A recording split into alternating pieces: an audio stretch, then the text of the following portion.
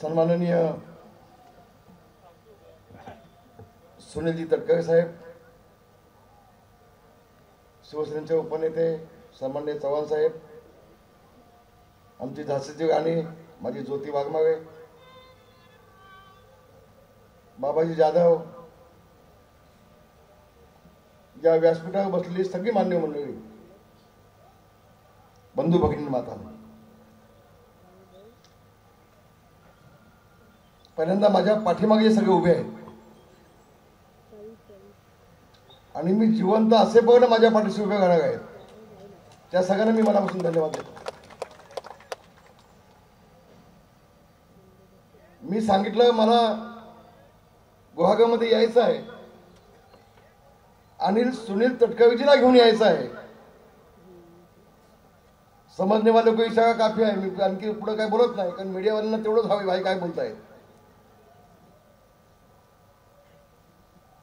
ताबडतोब सगळेजण कामाला लागले. आमचे सगळेजण तालुका प्रमुख, आमचे सिरके बिरके, आमचं कोण ते भोसने बिजने सगळे कामाला लागले. आमचा चव्हाण 7 दिवस झोपला नाही. इकडेच आहे, इकडे झोपलेला आहे. 2 चव्हाण आहेत, दोन्ही चव्हाण. आता चव्हाण दोघांच्या बायका मला समजून घेतील. मला 7 दिवस घेऊन गेलेच नाही.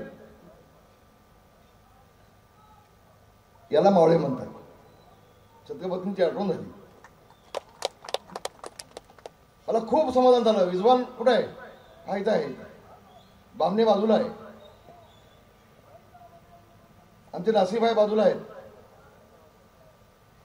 नासिकभाई तो मी खाजगी बोलणार आहे, खाजगी बोलणार आहे, थोडं बोलणार आहे, बोलावं लागणार आहे. आमचं शमीनभाई तांबे आलेले असतील कुठे, ते लांब असतात. ते काय लांब मागेच बघा सगळं.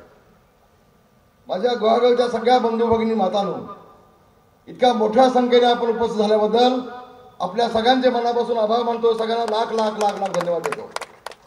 विशेषतः माझा मुस्लिम बांधव इथे बसलेला आहे. मुस्लिम बांधवांचे मनापासून मी आभार मानतो. तेवढ्यासाठीच की खेड तालुक्यामध्ये मी 20 वर्ष आमदार म्हणून निवडून आलो.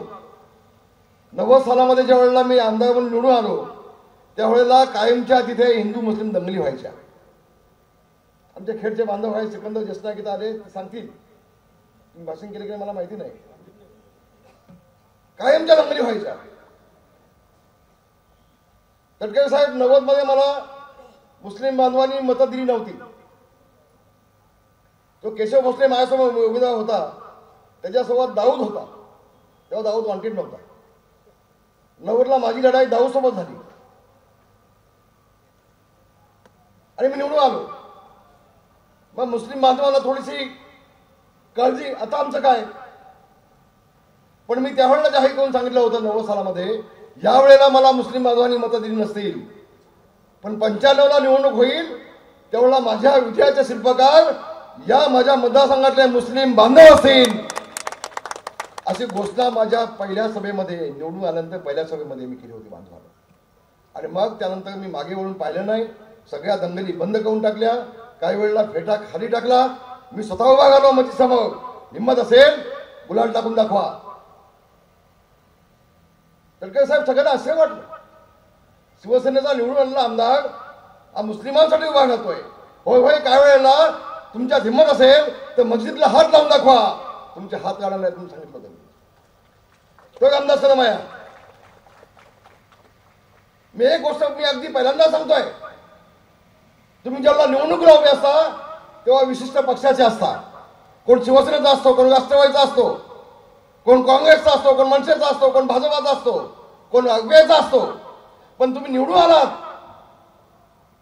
की तुम्ही हिंदू नाही, तुम्ही मुस्लिम नाही, तुम्ही तेळी माळी साळी कोळी इसाई मुस्लिम कोण नाही.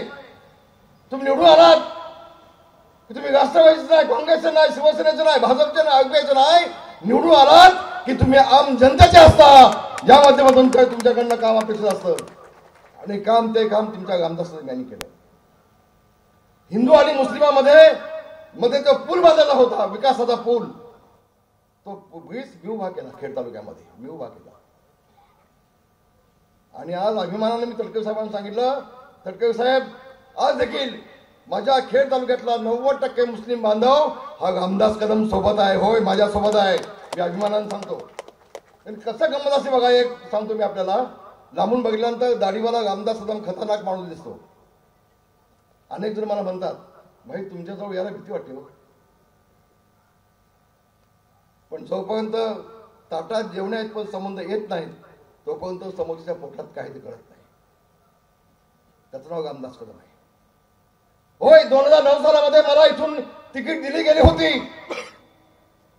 मी मागितली होती दापोली मतदारसंघातून. पण माझा बळीचा बक्का करण्यासाठी, मला पाडण्यासाठी प्लॅनिंगनी मला इथं पाठवलं होतं 2009 सालामध्ये. मी गुहागर मतदारसंघ मागितला नव्हता. होय, आई तुळजाभवानी शपथ घेऊन आज सांगतोय, मला मुद्दाम पाठवली होती. आणि आज सांगतोय, मी मातोश्रीला सांगून आलो होतो, मला माहिती आहे तुम्हाला गुहागरला मला पाठवून मला पाडायचं आहे. मला माहिती आहे मी पडणार आहे, पण मी मराठा आहे, मी लढून पडणार आहे, हे देखील सांगून मी आलो होतो त्यावेळेला 2009 साला.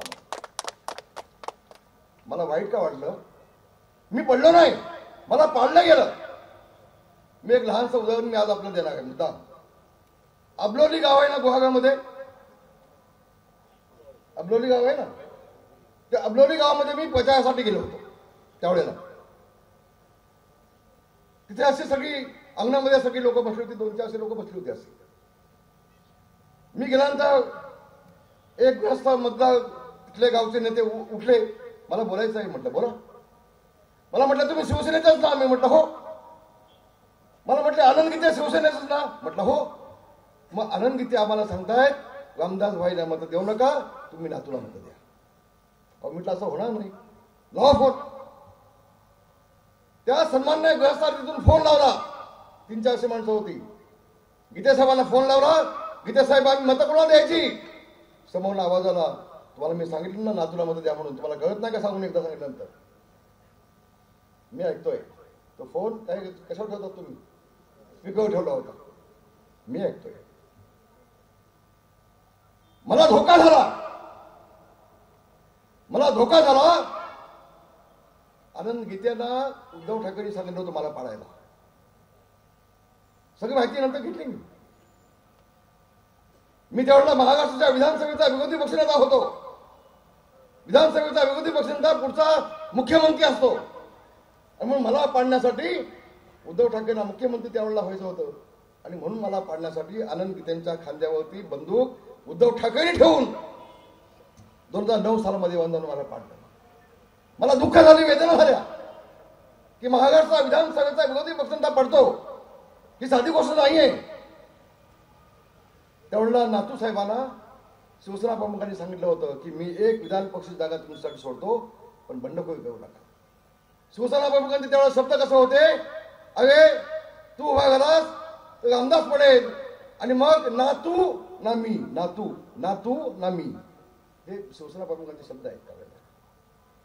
मला अजून आठवत आहे. पण नातू साहेब कोणाचं ऐकलंच नाही. नाही ऐकलं, मला पाडले. आणि आजही आपण हे सगळं भोगतोय ना, ती मेहरबानी आहे साहेबांची सगळ्यांची. माझी चूक आहे. आज मला तुमच्या सगळ्यांना मान्य केलं पाहिजे की मी पडल्यानंतर पुन्हा मी इकडे आलो नाही. तटकरे साहेब, माझी चूक आहे, निश्चितपणे चूक आहे, मला मान्य केली पाहिजे. पण मला शिवसेना प्रमुख मान्य बाळासाहेब ठाकरे यांनी 1 महिन्याच्या आतमध्ये मुंबईचा विधान परिषदेचा आमदार केला आणि मुंबईची जबाबदारी माझ्यावर दिली. म्हणून मी येऊ शकलो, म्हणून मी नाही आलो. तो 10-12 वर्षाचा 14 वर्षाचा गॅप पडला मधला. त्याच्यामध्ये कसं असतं, वाघ जंगलामध्ये गेला की लांडगे बाहेर पडतात, तसा हा लांडगा मग बाहेर पडला. नाच्या आज एक गोष्ट भास्कर जाधवला सांगतो, रामदास कदम बेईमान नाही, रामदास कदम गद्दार नाही. मागच्या 2019 सालामध्ये निवडणुकीमध्ये देखील इथल्या भाजपच्या नेत्यांनी हॉटेल ताजमध्ये चिपळूणच्या आमच्या लोकांना बोलून घेतलं होतं. त्यामध्ये कुठे गेला संतोष? तो होताच नाही ताज हॉटेलमध्ये. भाजपच्या गुहागरच्या नेत्यांनी तुला बोललं होतं. कोण कोण होतात तुम्ही? कुठल्या साहेबांनी बोललं ते साहेबाचं नाव सांगू नको, मीडियावाले आहेत. काय गोष्टी ठेवायच्या अशा.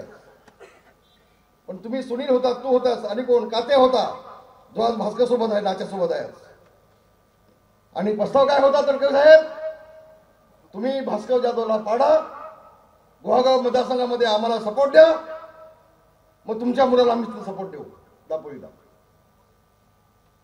आम्ही योगेश कदमला सपोर्ट देऊ दापोलीला, तुम्ही फक्त आम्हाला मदत द्या गुहागाव मतदारसंघामध्ये. अरे माझं नाव रामदास कदम आहे.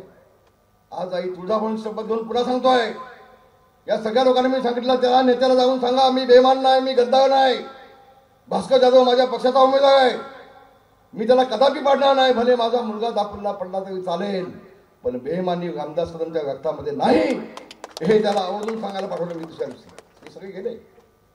आणि गंमत अशी आहे, मी त्यावेळेला गद्दारी केली नाही, या गुहागावच्या नेत्याला पाठिंबा दिला नाही, म्हणून दापोलीमध्ये सगळ्या भाजपच्या लोकांनी माझ्या मुलाला पाडण्याचा प्रयत्न केला, मतदान केलं नाही, राष्ट्रवादीला मतदान केलं. हे वास्तव आहे, हे वास्तव. मुद्दा मला सांगतोय, मी बोललो नाही. मी मागच्या 5 वर्ष हे तोंड दाबून बुक्याचा माल सहन केला, मी बोललो नाही. आज गुहागावमध्ये आलो म्हणून मुद्दाम बोलतोय. माझा योगेश निवडून आला, त्याच्या विरोधामध्ये भाजप, राष्ट्रवादी, मनसे, काँग्रेस, आरपीआय, बंडखोर शिवसेनेचे या सगळ्यांना गाडून योगेश कदम यांनी दापोली मतदारसंघावरती भगवा झेंडा फडकवला. पण रामदास कदमनी या गुहागाव मतदारसंघासाठी बेईमानी केली नाही भाजपसाठी. हे वास्तव आहे, हे वास्तव आहे. काही नेते आहेत गुहागावचे की निवडणूक आली की ते भाषण बांधतात, त्यांना आमदार व्हायचं असतं फक्त.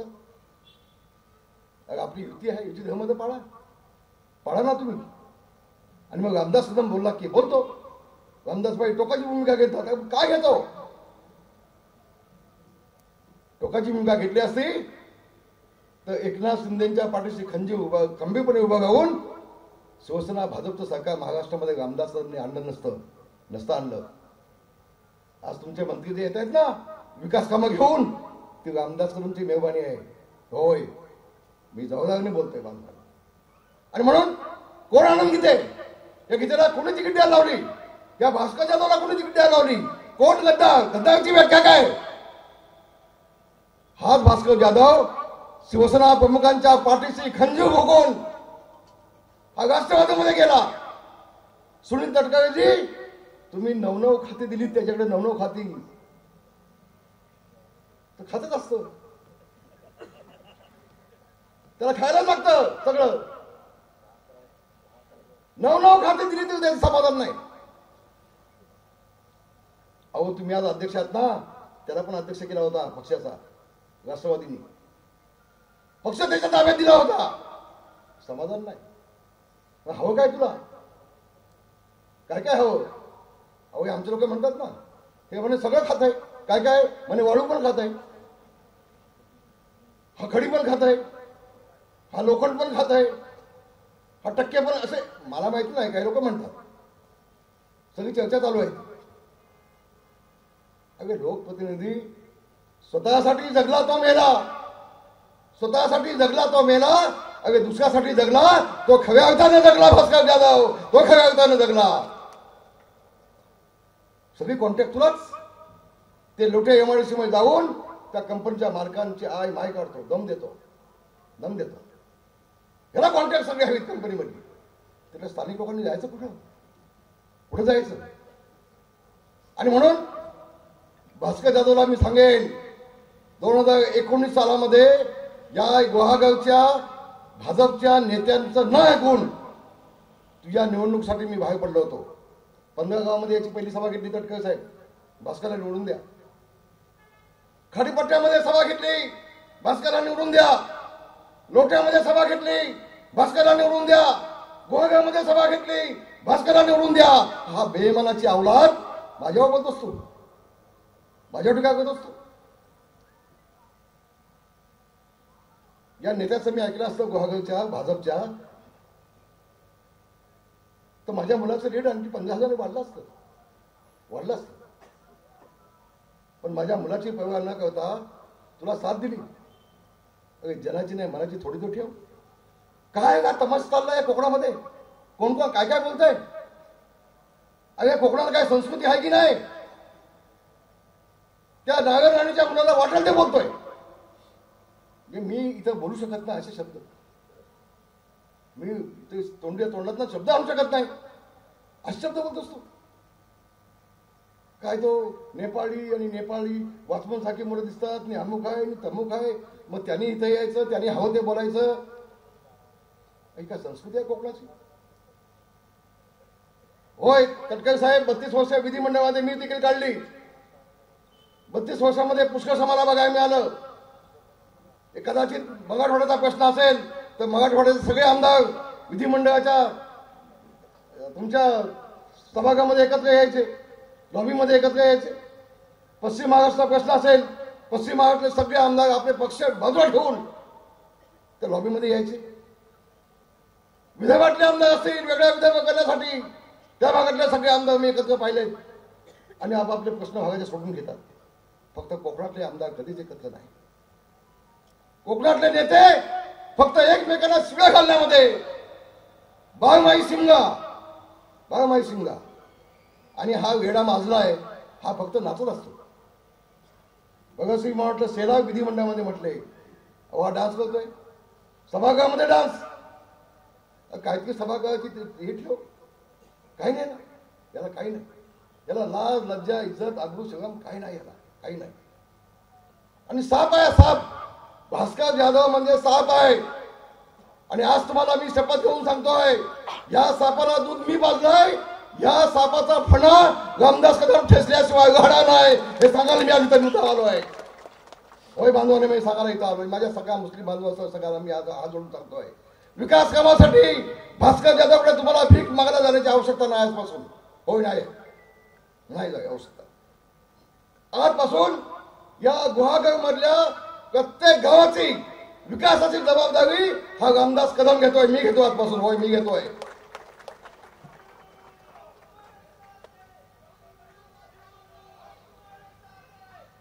काय अवस्था आहे गुहागरची हे माझे लोक मला सांगतायत. भाई काही विकास नाही, गावागावामध्ये रस्ते नाहीत, काही विकास नाही. करतोयस काय तू? त्या मोदींच्या मध्ये टिंगल टवाळी रक्कल बाळासाहेबांच्यावरती बोलला माणूस. गद्दारची व्याख्या काय? तू शिवसेना प्रमुखांच्या पाठीत खंजीर खुपसून राष्ट्रवादीत जातो, राष्ट्रवादीमध्ये सगळं मिळालं तरी देखील राष्ट्रवादीच्या पाठीत खंजीर खुपसून पुन्हा इकडे येतोस. गद्दार कोण? काय व्याख्या काय? आणि मी आज माझ्या मुस्लिम बांधवांना सांगतोय, हम सब एक है. मग हिंदू असू देत, मुस्लिम असू देत, तेळी माळी साडी कोळी कोळी बौद्ध, आम्ही सगळे एक आहोत, आम्ही सगळे एक आहोत. होय संबंध महाराष्ट्रामध्ये आम्ही दाखवून देऊ. या माझ्या कोकणामध्ये बघा, आम्ही हिंदू मुस्लिम आम्ही भाऊ म्हणून आम्ही कसं नांदतोय. एक चांगलं उदाहरण आपण संबंध महाराष्ट्रात देऊ. तटकरे साहेब काळजी करण्याचं काय कारण नाही, काय अवस्था नाही. मी कालपर्यंत गुहागामध्ये येत नव्हतोय, आज पाय ठेवलाय. आता मागे वळून बघण्यासाठी नाही. जोपर्यंत गुहागर मतदारसंघाचा 100% विकास होत नाही तोपर्यंत रामदास कदम स्वस्थ बसणार नाही, हे देखील मी आपल्याला सांगतोय.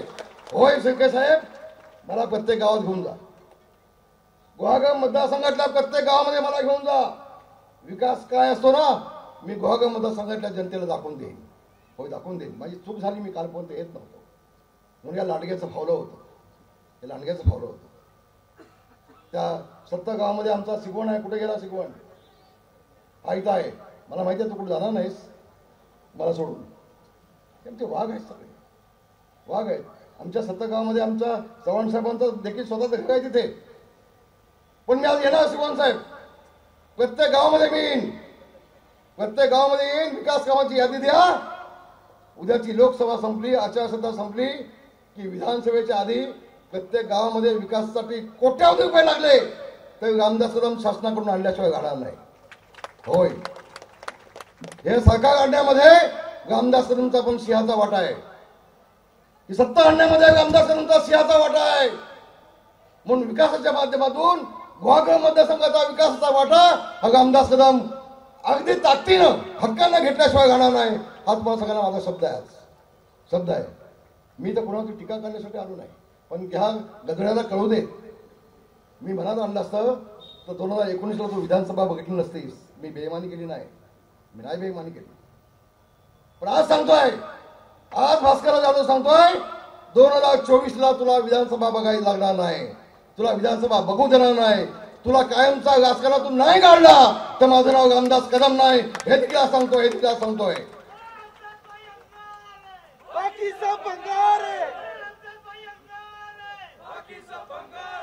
काय ते आनंद गीते माणूस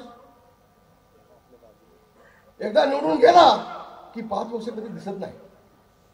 पाऊस पडला की अलबी उगवतात ना, अलबी असतात ना, ती तुमच्याकडे नसतात, आमच्या कोकणात असतात. त्याची सफेद अलबी असतात, टोपीवाली असतात ना अलबी पावसामध्ये. मग अलबी उगवली की समजायचा पाऊस आला, तर आनंद गीतेला बघितली की समजायच्या निवडणुका आल्या. हो, कोणाच्या सुखाला नाही, दुखाला नाही, मातीला नाही, वातीला नाही, काही नाही. माझी विनंती आहे तुम्हाला, एकदा आनंद गीतेच्या घरी मुंबईला जाऊन या. जा तुम्ही. इथे बसलेल्या माझ्या सगळ्या बांधवांना विनंती आहे, एकदम जाऊ नका, ना तर तो हार्ट अटॅक येईल त्याला. 2-2, 5-5 लोक जा. काय गंमत आहे बघा त्याच्याकडे. तुम्हाला 2-3 तास खाली बसवतो. तुम्हाला चहा नाही, नाश्ता सोडून द्या, पण खाली एक ठेवलाय मडका खाली, आणि त्या मटक्यात असतं पाणी, आणि मटक्याच्या बाजूला एक ग्लास आहे स्टीलचा, तर साखळीने बांधून ठेवलाय. मग त्या ग्लासातून पाणी प्यायचं आणि तो ग्लास साखळी लावला तिथंच ठेवायचा. साखळी कशाला, तर ग्लास कोण घेऊन गेला तर किती काळजी त्या माणसाला ग्लासाची. हा खासदार ज्याला तुम्ही 6-6 वेळा निवडून दिलात. अगं आनंद गीते, माझा सवाल आहे तुला, आहे हिंमत असेल तर अलिबाग पासून गुहागरपर्यंत असं बोट टाकून दाखव की हे काम आनंद गीतेने केलेलं आहे, खासदारांनी केलेलं आहे. एक काम दाखव. नाही काय, फक्त मी कुणबी आहे, मला कुणबीने समाजाने मतं द्या. मी कुणबी आहे, मला समाजाने तुला एकदा मतं दिली, समाजाने 2दा मतं दिली, समाजाने 3दा मतं दिली, समाजाने 4 वेळा मतं दिली, 5व्यांदा मतं दिली, 6व्याला तुला गाडली ना. का गाडली की समाजाच्या नावानं तू फक्त मतं घेतोस आणि समाजाला फसवतोयस. हा माणूस 3दा मंत्री होता, 3 वेळा मंत्री होता. माझा प्रश्न आहे आनंद गीते ना, की कुणबी समाजाच्या किती मुलांना तुम्ही नोकऱ्या दिल्यात, एकदा जाहीरच करून टाका, होऊन जाऊ दे एकदा. तुम्हाला समाजाची मतं हवीत ना, समाजाच्या नावाखाली खासदार व्हायचं आहे ना, मग समाजासाठी तुम्ही काय केलात गीते सांगा ना. फक्त रामदास कदमला पाडण्याचं काम केलं नाही का, आणि माझ्या गुहागाचा विकास थांबवला. लाज वाटत नाही पुन्हा येण्यासाठी आणि मतं मागण्यासाठी. तर माझ्या सगळ्या बांधवांना सांगेन, एकनाथ शिंदेच्या वरती माझा पूर्ण विश्वास आहे. आम्ही निर्णय घ्यायला लागला. मी मगाशी दापोलीच्या सभेमध्ये सांगितलं, एक फॅन माझं आलं होतं, समुद्र किनारपट्टीसाठी उद्ध्वस्त झाले होते. हा नारायण उद्धव ठाकरे मुख्यमंत्री होता, आला नाही. शरद पवारांसारखा 82 वर्षाचा माणूस इथं या किनारपट्टीवर सगळं येऊन गेला, बघून गेला. तडकरे साहेब त्यावेळेला अजितदादांनी मदत केली मोठ्या प्रमाणामध्ये. तुम्ही आला होता शरद पवार साहेबांना घेऊन, कारण मला माहिती आहे शरद पवार साहेबांची काठी तुम्ही होतात तेव्हा होतात, आता नाही. पण गंमत बघा, हे अजितदादा 40 आमदार घेऊन आले तेव्हा उद्धव ठाकरे जाऊन त्याचा सत्कार केला, आणि एकनाथ शिंदे 40 आमदार घेऊन आले तेव्हा गद्दारांनी खोका. बघा ना, तेव्हा खोक्याने गद्दार. पण तुम्हाला गद्दार नाही, तुम्ही खोके नाही, कसं काय मला सांगावं. आणि म्हणून मी उद्धव ठाकरेला सांगितलं की आज हिंमत असेल तर 40 पैकी एका आमदारांनी खोके घेतले असं सिद्ध केलास तर तुझ्या घरी मी भांडी घासेन, नाही तर माझ्या घरी तू भांडी घासा नाही. मी जाहीरपणे सांगितलं उद्धव ठाकरेला. का बदनाम करतो एकनाथ शिंदे आणि सगळ्या आमदारांना? तुझं मुख्यमंत्री पद गेलं म्हणून. अगदी 2.5 वर्षामध्ये मुख्यमंत्री झाल्यानंतर फक्त 2 वेळा तू मंत्रालयात जातोस, त्या मातोश्रीमध्ये काय अंडी करतोस काय बसून? काय बाहेर पडला नाहीस? आता बाहेर पडतोयस आणि त्या मोदींच्यावरती तोंडसूक घेतोयस. नाही, गडकरी साहेब, आपल्याला मोदींचे हात बळकट करायचे आहेत. या देशाला मोदी साहेबांची गरज आहे. होय, ज्या माणसाने शिवसेना प्रमुख मान्य बाळासाहेब ठाकरे यांचं स्वप्न साकार केलं, त्या माणसाला मोदीजीला आम्ही कदापि विसरू शकणार नाही. मी गेल्या 2 दिवस स्टेटमेंट दिल्या. त्या स्थानिक भाजपच्या कार्यकर्त्यांसाठी बोललोय मी. माझ्या मुलाच्या मतदारसंघात देखील तुम्ही मतदान केलं नाही, तुम्ही राष्ट्रवादीला मतदान केलं, माझा मुलगा निवडून आला आणि पुन्हा त्यांच्या तर मस्त चालले. कधी गोविंद चव्हाण येतो, कधी गोव्याचा मुख्यमंत्री दाखवून देतो, तिथून घोषणा करून टाकतोय हे मतदारसंघ आमचा, तो मतदारसंघ आमचा. तुमच्या बापाचा मतदारसंघ आहे का? हा, गोव्यात नाही तर येऊन घोषणा करताय तुम्ही. रात्रंदिवस मेहनत आम्ही केले, कष्ट आम्ही घेतले आणि तटकरून सारखा चांगला माणूस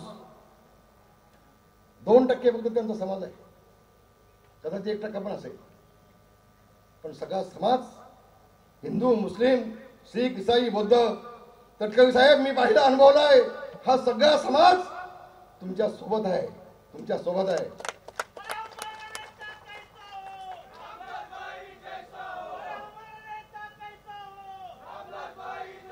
आम्हाला त्या दिल्लीमध्ये चाललंय, पण ह्या ग्रामीण भागामध्ये माझ्या कोकणामध्ये शिवसेना प्रमुख माननीय बाळासाहेब ठाकरे यांनी घोषणा केली होती शिवाजी बागला की माझा कोकणी मुस्लिम हा कदापि देशद्रोही होऊ शकत नाही. हे शिवसेना प्रमुखांचे शब्द आहेत शिवाजी बागच्या जाहीर सभेमध्ये. कदाचित महाराष्ट्रातला अन्य जिल्ह्यातले होई कोणते देशद्रोही, पण माझा कोकणातला मुसलमान हा माझा आहे, कदापि देशद्रोही होऊ शकत नाही. ही भूमिका शिवसेना प्रमुखांनी मांडली होती, जाहीरपणे मांडली होती. ती भूमिका घेऊन आम्ही चाललोय बांधवांना. माझ्या मुस्लिम बांधवांना सांगेन, आपण सगळ्यांनी हातात हात घालून खांद्याला खांदा लावून आपल्या कोकणाचा विकास घडवूया. मी मुख्यमंत्र्यांना विनंती केली आहे, माझ्या कोकणातल्या प्रत्येक गावात कालव्याचं पाणी आलं पाहिजे. कोयनेचं सगळं पाणी जाऊन समुद्राला मिळतंय ते उचला. माझ्या रत्नागिरी, रायगड आणि सिंधुदुर्ग 3 जिल्ह्याला पाणी द्या आणि प्रत्येक गावामध्ये कालव्याचं पाणी आलं तर हा म्हणता कोकणाचा विकास होईल, हा म्हणता कोकणाचा विकास होईल.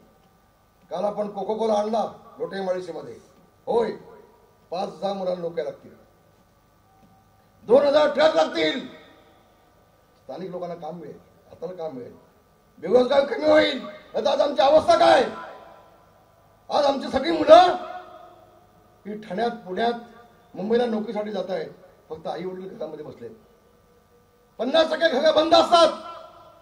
आपल्या मुस्लिम समाजाची मुलं तर ते परदेशामध्ये असतात आपल्या आई वडिलांना सोडून आपलं पोट भरण्यासाठी. अरे इथंच का आमच्या मुलांच्या हाताला काम मिळाला तर आमची मुलं परदेशात का जातील? इथंच आमच्या मुलांना हाताला काम मिळाला तर माझ्या आई वडिलांना सोडून ठाण्यात, पुण्यात, मुंबईला आमची मुलं का जातील? का जातील? पण भास्कर जाधवला स्वतःला सगळा विकास त्याला करून घ्यायचा आहे, त्याचा जावई, त्याचा मुलगा आणि सगळी कॉन्ट्रॅक्ट त्यालाच, सगळी कामं त्यालाच. माझ्या बांधवांना एवढं सांगेन, मी पुन्हा येईल गुहागामध्ये, पुन्हा आज मी सभा ही पाहिली, माझं समाधान झालं. शहीद चव्हाण आज निवांतपणे झोपेल. खूप अजून बघतोय माझ्याकडे सारखे बिळके, बापू तुम्हाला जेवण कुठं आहे? जेवण झालं नाही, कुठं आहे ना? पण सगळ्यांना खूप हसू नका, ही बदमाश कंपनी ड्रायव्हरला बसली ती हसतायत. तर सगळ्यांना खूप खूप धन्यवाद, सगळ्यांचे मनापासून आभार. आणि आता यादी वाचली ना प्रवेशाची, त्या सगळ्यांच्या गावात आपण पहिल्यांदा जाऊ आणि ज्यांनी ज्यांनी प्रवेश केला आहे त्यांचा विकास पहिल्यांदा, जे मागून प्रवेश करतील त्यांचा विकास मागून, असं ठेवायचं ना बस. आणि म्हणून ज्यांनी प्रवेश केला आहे त्यांना पश्चाताप होणार नाही. रामदास कदमचा शब्द आहे, आता उद्यापासून भास्कर जाधवला झोप येणार नाही, त्याचे पिए येतील, त्याचा मुलगा येईल, त्यांनी आणि कोणतरी येतील, तुम्हाला समजवण्याचा प्रयत्न करतील. पण आता इथं थांबायचं नाही, थांबायचं नाही. आणि भास्करला नुसता काढायचा नाही, व्याजासकट चक्रवाढ व्याजासकट मी सगळं वसूल करणार आहे. तटकरे साहेब, तुम्हाला सगळ्यात जास्त मतं, तुमच्या मुलीच्या मतदारसंघापेक्षा जास्त मतं या गुहागरमधून मिळण्याशिवाय आनंद नाही. म्हणजे तुम्हाला या ठिकाणी हानी आहे माझी.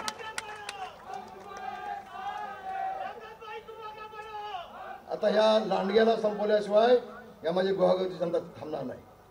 बस झालं आता त्याचं, बस झालं. याला शिव्या घाल, त्याला शिव्या घाल, त्याला तटकरेला शिव्या घाल, रामदास कदमला शिव्या घाल, नागार्जुनला शिव्या घाल, उदय सामंतला शिव्या घाल, सगळे नालायक. हा एकटाच आहे, हा एकटाच आहे. कायमचा सिमगा, कायमचा सिमगा. अन्न असतंय, डान्स करतंय. मग अशी कोणती गोमू सांगितले, गोमू. आता सिमग्यात त्याला बरोबर नाचायला, सिमग्यात पालखी येते ना, द्या त्याला 2-5 रुपये आणला, बरोबर नाचायला त्याला. तुम्हाला साड्या पाहिजे त्याला द्यायला तर मी पाठवतो 5-5 साड्या गावगाव द्यायला. नालायक माणूस. आपल्या सगळ्यांचे मनापासून आभार मानतो, सगळ्यांना लाख लाख धन्यवाद देतो. आणि मी आपल्याला एवढं सांगेन, होय बांधवांनो, छत्रपती शिवाजी महाराजांचा हा भगवा झेंडा, हा मावळ्यांचा भगवा झेंडा, हा शिवसैनिकांचा भगवा झेंडा, शिवसेना प्रमुख मान्य बाळासाहेब ठाकरे यांचा भगवा झेंडा, आई तुळजा भवानीचा भगवा झेंडा, संत रामदासांचा भगवा झेंडा पुन्हा एकदा या गुहागर मतदारसंघावरती डौलाने फडकावा. धन्यवाद. जय हिंद, जय भीम, जय महाराष्ट्र. एबीपी माझा, उघडा डोळे बघा नीट.